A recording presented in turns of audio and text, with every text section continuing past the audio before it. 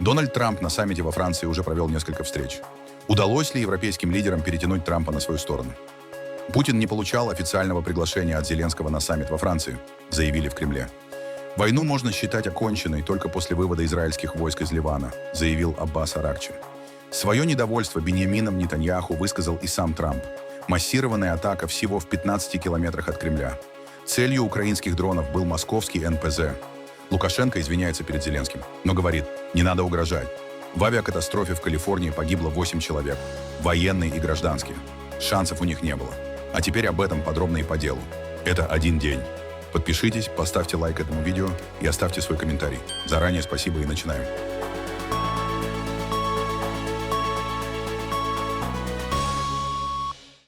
В Эвиан-ле-Бене во Франции встретились лидеры стран Большой Семерки, руководство Евросоюза, а также президенты Украины и США. Главная тема встречи – война России против Украины и поиск путей для достижения мира. Перед началом рабочей сессии лидеры общались в неформальной обстановке и приветствовали друг друга. Президент Франции Эммануэль Макрон прибыл вместе с Владимиром Зеленским, а позже к участникам присоединился президент США Дональд Трамп. Одним из самых заметных моментов встречи стал подарок от канцлера Германии Фридриха Мерца.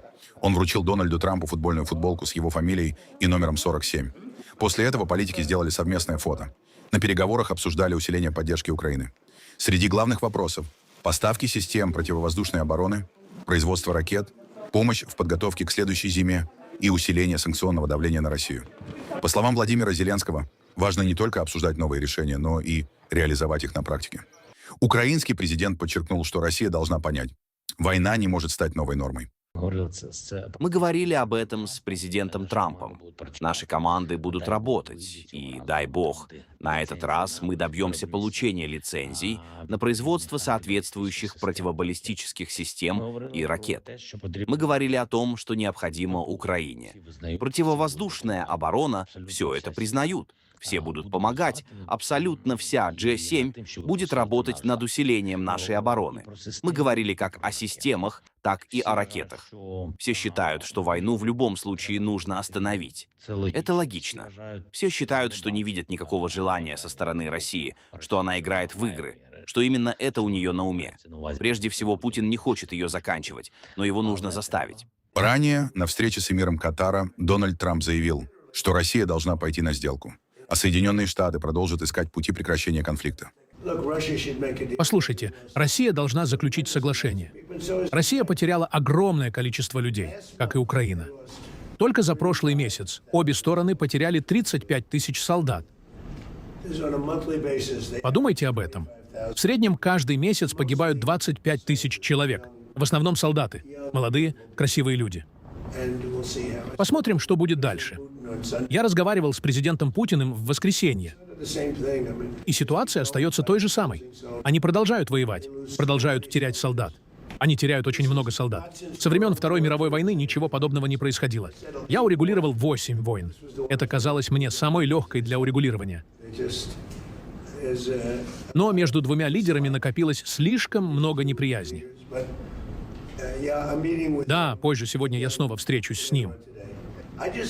Послушайте, мы не имеем к этому никакого отношения.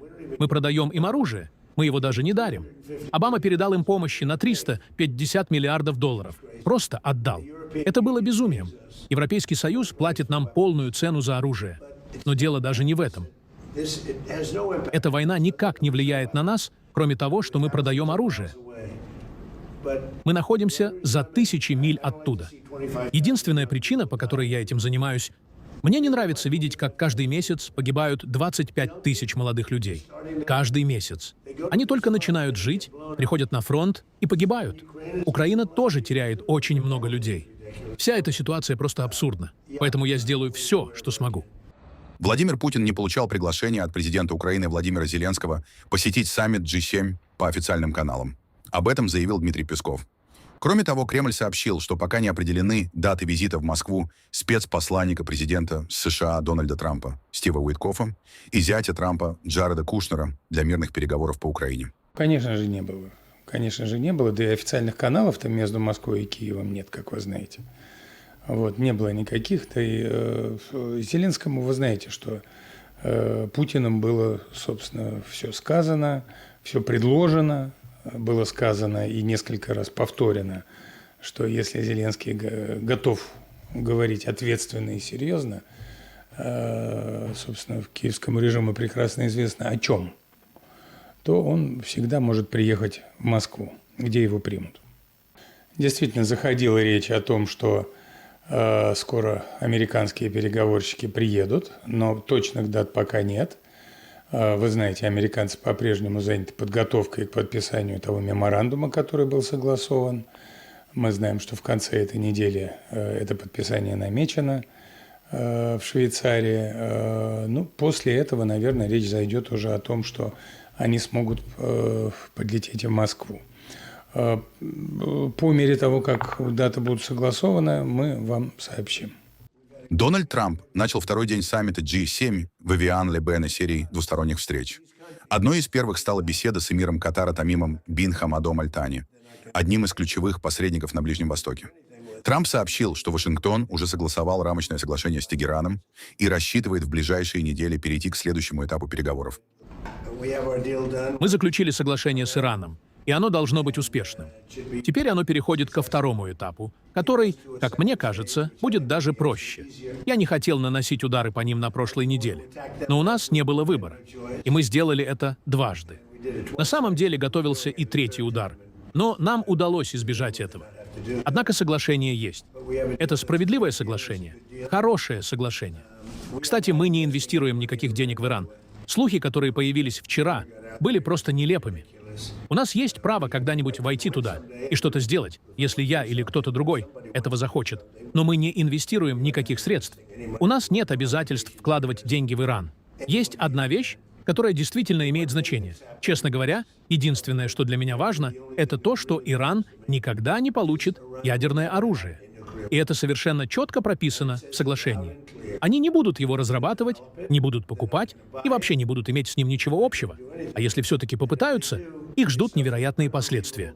Не просто какие-то последствия. Я даже не стану говорить, какие. Это будут самые серьезные последствия. При этом я надеюсь, что у нас будут очень хорошие отношения. Но главное, Иран не получит ядерное оружие. Именно поэтому я вмешался. Именно поэтому я согласился подписать это соглашение. Они не будут разрабатывать, приобретать, покупать или каким-либо другим способом получать ядерное оружие. Если они это сделают, на них обрушится настоящий ад. Но они этого не сделают. Теперь вы говорите о смене режима. Меня никогда не интересовала смена режима. Это никогда не было частью нашей политики. Но, думаю, смена все же произошла, и вы знаете это лучше других. Первая группа — все мертвы. Вторая группа тоже мертва. Часть третьей группы исчезла. Сейчас мы имеем дело с людьми, которых я считаю очень рациональными. С ними было приятно вести переговоры. Это сильные и умные люди. Думаю, они даже умнее представителей первой и второй групп, но они не радикализированы. И знаете, они хотят помочь своей стране. Это очень важное соглашение. Впереди еще много работы. Но я думаю, что если мы сохраним этот импульс, господин президент, то сможем добиться больших успехов в регионе. Это будет очень важно для всего региона и также для Ирана. Мы готовы помогать. Когда друзья просят нас о помощи, мы всегда готовы ее оказать. Одновременно Дональд Трамп подверг критике действия Израиля в Ливане и дал понять, что ожидает от премьер-министра Биньямина Нетаньяху большей сдержанности. И я предложил Израилю позволить Сирии самой разобраться с Хезболлой. Потому что, если честно, думаю, они справились бы с этим лучше. И мне не понравилось то, что произошло в Сирии. Мне не понравилось, что за 2 часа до подписания соглашения был нанесен удар по Ливану, по Бейруту. Это был не юг страны, понимаете? Это был Бейрут. Мне это не понравилось. И я дал это понять. Мне это не понравилось. Если Израиль не может выполнить эту задачу, не убивая всех остальных, то он ее выполнит. Сирия выполнит эту задачу. Нет. У нас прекрасные отношения. Мы обсуждаем некоторые детали. Мне не понравилось, что он нанес удар из-за, знаете ли, совсем незначительного инцидента с несколькими беспилотниками. А в итоге последовала очень серьезная атака. Я видел этот удар. Я видел, куда попала эта бомба. Вы видели, что произошло? Это было нечто жестокое.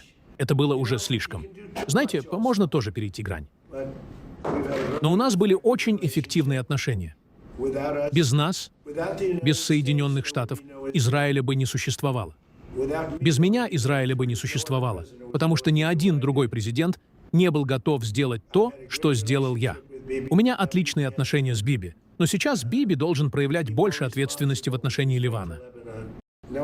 Нет, меня не устраивает то, как Израиль действует в Ливане и в отношении Хезболлы. Они должны были справиться с этой задачей быстрее. Все это тянется бесконечно. А когда так происходит, это бросает тень на большое соглашение.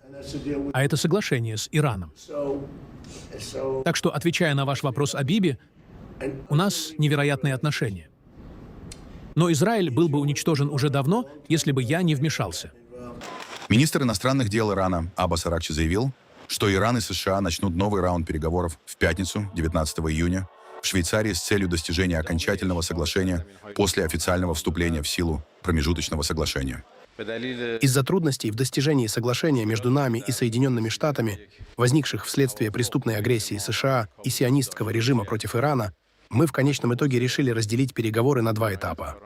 На первом этапе мы будем обсуждать вопросы, связанные с прекращением войны, Ормузским проливом, морской блокадой, размораживанием иранских активов, восстановлением и другими связанными с этим темами. Цель заключалась в том, чтобы достичь меморандума о взаимопонимании по этим вопросам, после чего переговоры продолжатся в течение 60 дней для достижения окончательного соглашения. В рамках окончательного соглашения будут приняты решения по вопросам, связанным с ядерной программой и снятием санкций, и мы придем к всеобъемлющему окончательному урегулированию. С нашей точки зрения, сторонами этого меморандума являются, с одной стороны, Соединенные Штаты и Израиль, а с другой — Иран и Хезболла. И прекращение войны в Ливане является неотъемлемой частью полного прекращения войны. На первом этапе наиболее важным вопросом является объявление о завершении войны. Исходя из принятого нами решения, с утра понедельника, когда было достигнуто окончательное соглашение, в понедельник по тегеранскому времени, разумеется, было также объявлено о прекращении войны. Однако официальное вступление в силу этого меморандума о взаимопонимании состоится в пятницу. Тем не менее, объявление о завершении войны было сделано уже в понедельник утром, и это, возможно, является самым важным положением данного меморандума. Речь идет об объявлении немедленного и постоянного прекращения войны. Войны на всех фронтах, включая Ливан. Прекращение войны также подразумевает прекращение оккупации. Без вывода израильских войск с территорий, которые они заняли в ходе этой войны, нельзя говорить о полном прекращении войны. Любая военная атака сионистского режима на Ливан в дальнейшем, а также продолжающаяся оккупация ливанских территорий, с нашей точки зрения, будут рассматриваться как нарушение меморандума о взаимопонимании. Вице-президент США Джей Ди Венс заявил в эфире Fox News, что Дональд Трамп может опубликовать соглашение между США и Ираном раньше запланированной даты, до 19 июня. По словам Венса, документ не предусматривает выделение Ирану американских средств, а возможные иностранные инвестиции будут зависеть от выполнения Тегераном условий сделки. В соглашении говорится, что Иран не получит ни единого цента американских денег. Это вовсе не то, о чем идет речь. В документе сказано, что если Иран будет соблюдать условия, если санкции будут смягчены и Иран будет интегрирован в мировую экономику, то мы предложим другим странам, не нам самим, а другим государствам, инвестировать в Иран. Это допустимо, но только при условии соблюдения Ираном условий соглашения. Обама раскритиковал сделку и заявил: «Я не думаю, что это соглашение лучше того, которое было у нас раньше». Однако СВПД существенно отличался от того, что вы описываете сегодня. Я бы спросил бывшего президента Обаму, если это одно и то же, то почему страны Персидского залива ненавидели вашу сделку и поддерживают нашу? Именно они находятся в регионе. Они понимают, что значит обогащать ресурсами худший террористический режим в мире. И они также понимают, что значит начать новую страницу и двигаться к другому будущему. Поэтому я думаю, президенту Обаме стоит признать, что люди, которые находятся ближе всего к этой проблеме, поддерживают сделку Трампа и отвергают сделку Обамы. Возможно, это и есть самое весомое подтверждение правильности нашего плана. В администрации президента США Дональда Трампа усиливаются сомнения относительно перспектив новой ядерной сделки с Ираном. Как сообщает Axios, со ссылкой на высокопоставленные источники, директор ЦРУ Джон Рэдклифф предупредил Белый дом, что Тегеран, вероятно, не намерен идти на ключевые уступки по своей ядерной программе. По данным издания, аналогичную обеспокоенность разделяют госсекретарь Марко Рубио и министр обороны Пит Хексет. Речь идет о проекте меморандума, который должен стать основой для прекращения нынешней эскалации и запуска переговоров между Вашингтоном и Тегераном. Однако часть американских чиновников считает, что Иран использует дипломатический процесс для выигрыша времени и ослабления международного давления. Один из источников Axios охарактеризовал позицию Тегерана предельно жестко. По его словам, в Вашингтоне считают, что Иран не демонстрирует серьезной готовности к компромиссу по ядерному вопросу, и лишь создает видимость переговорного процесса.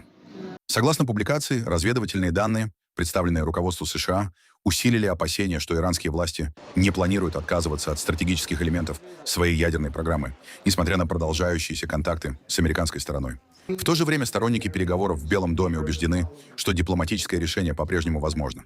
Они считают, что соглашение может предотвратить дальнейшую эскалацию на Ближнем Востоке и открыть путь к более широкому урегулированию отношений между двумя странами. Окончательное решение остается за президентом Трампом. Однако, как отмечает Axios, внутри его команды продолжаются острые споры. Является ли нынешний диалог реальным шансом на сделку, или Тегеран использует переговоры как инструмент для достижения собственных целей? Москва пережила одну из самых массированных атак беспилотников с начала года. По словам мэра российской столицы Сергея Собянина, силы противовоздушной обороны отражали многочисленные удары по различным направлениям. Одной из главных целей атаки, по данным украинской стороны, стал московский нефтеперерабатывающий завод в районе Капотня. Это подтвердил и президент Украины Владимир Зеленский. Украинскую дальнобойность на этот раз почувствовали в московском регионе. Поражен нефтеперерабатывающий завод на расстоянии 500 километров. Благодарю воинов СБУ, сил беспилотных систем, сил специальных операций, ГУР и ракетных войск за результативную работу. Россию необходимо принуждать к завершению войны против нашего народа, и украинское дальнобойное оружие является одной из важных составляющих такого принуждения. Это справедливый ответ на российские удары и ответ за затягивание войны, которую необходимо завершать. Слава Украине! После ударов на территории предприятия вспыхнул масштабный пожар. Сообщается, что поражение могло прийтись на установку первичной переработки нефти ЛУ-АВТ-6. Один из ключевых технологических узлов завода, через который проходит значительная часть поступающего сырья. Московский НПЗ считается одним из важнейших объектов российской топливной инфраструктуры. Его мощность составляет от 11 до 12 миллионов тонн нефти в год. Предприятие обеспечивает до 40% потребностей Москвы в бензине и около половины потребностей столицы в дизельном топливе. Кроме того, завод является одним из основных поставщиков авиационного топлива для московского авиационного узла. Фактически речь идет о предприятии, от которого зависит значительная часть топливного обеспечения крупнейшей агломерации России. По оценкам отраслевых источников, на долю московского НПЗ приходится более трети топливного рынка столичного региона. Особое внимание привлекает и расположение объекта. Завод находится в районе Капотня на юго-востоке Москвы, примерно в 15 километрах от Кремля по прямой. Это делает его одним из наиболее близко расположенных к центру российской столицы стратегических промышленных объектов. Кроме того, именно такие установки являются отправной точкой всего производственного цикла нефтепереработки. Их остановка или повреждение способно снизить объемы выпуска бензина, дизельного топлива и авиационного керосина. Президент Беларуси Александр Лукашенко заявил, что для прекращения российско-украинского конфликта сторонам необходимо искать компромиссные решения. В интервью телеканалу «Аль-Арабия» он отметил, что считает военную победу одной из сторон маловероятной и призвал использовать любые возможности для достижения долгосрочного мирного соглашения. Первое. В начале, исходя из хода боевых действий, по ходу боевых действий, не только я, но и все в мире понимали, что война закончится быстро победой россиян. Это было связано прежде всего с тем, что россияне были в Киеве. Они были в Киеве, они зашли, особенно те части воинские, которые заходили с севера. Они были в Киеве. Но потом определенные политики и силы попросили Путина остановиться, отвести войска от Киева и заключить мирное соглашение. Видя такую ситуацию и то, что гибнет немало людей, и что война, будем откровенны, идет несколько не совсем по сценарию, который был прописан, Путин согласился. И вывел свои передовые части из Киева. Помните, это было. До этого вывода все понимали, что дни Украины были сочтены. Многие считают, что это была ошибка россиян, которые, будучи в Киеве, части воинские были выведены. Но дело вкуса. Судите сами, кто прав, кто виноват в этом деле, но мы опирались, и я в том числе, на объективные вещи, которые происходили на поле боя.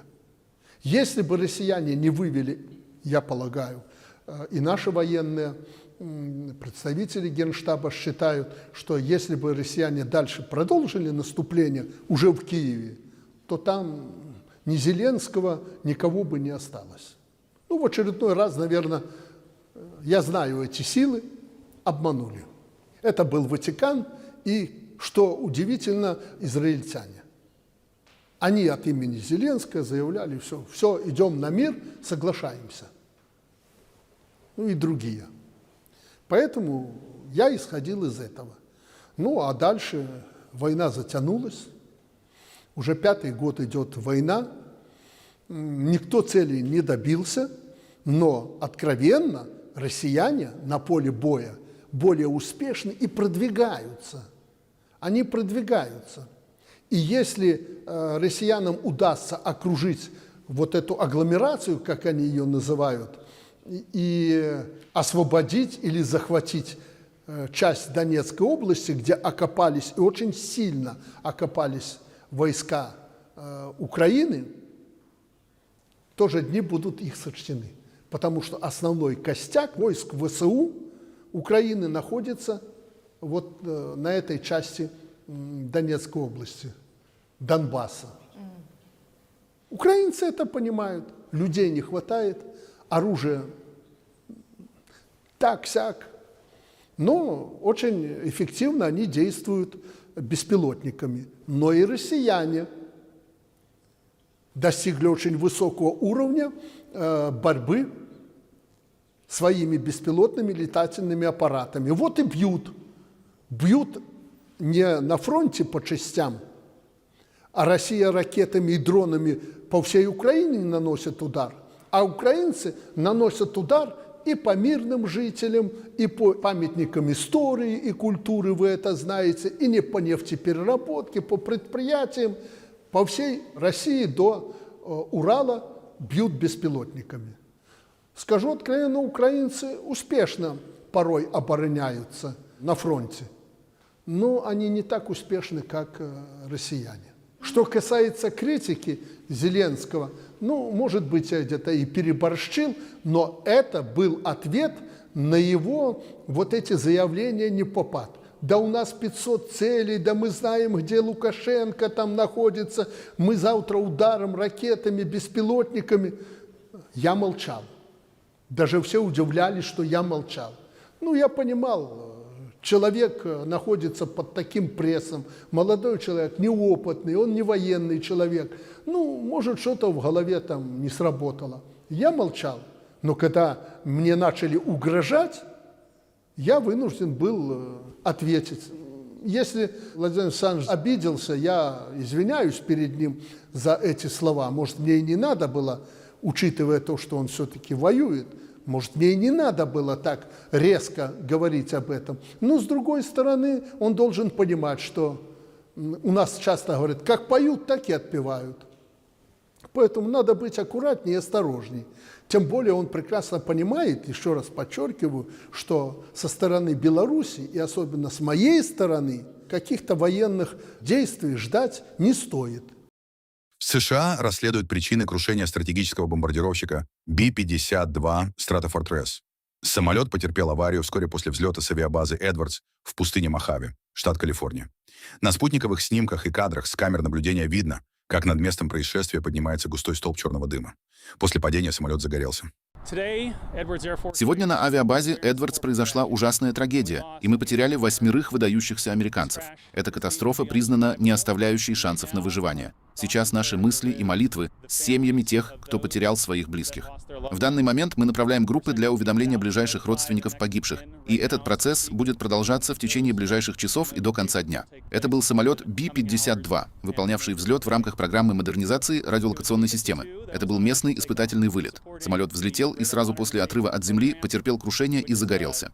Наши службы экстренного реагирования немедленно приступили к действиям, оцепили район происшествия и приняли необходимые меры по тушению пожара. Одновременно на базе были развернуты Центр экстренных операций и оперативный центр авиакрыла, чтобы обеспечить координацию всех служб базы и управление мероприятиями по ликвидации последствий. После изучения видеозаписей катастрофы было установлено, что данная авария не подлежала спасательной операции и не оставляла шансов на выживание. На данный момент у нас нет никаких данных о причине произошедшего. Мы не можем предоставить такую информацию и не ожидаем получить ее в ближайшее время. Сейчас будет создана Временная комиссия по безопасности для первоначального сбора фактов. Затем к работе приступит комиссия по расследованию безопасности полетов, которая займется изучением первопричин происшествия. После завершения этого этапа, который занимает около 30 дней, материалы будут переданы комиссии по расследованию авиационного происшествия. Именно она определит, какая информация может быть обнародована для общественности и родственников погибших. Би-52 Stratofortress остается одним из основных дальних бомбардировщиков ВВС США.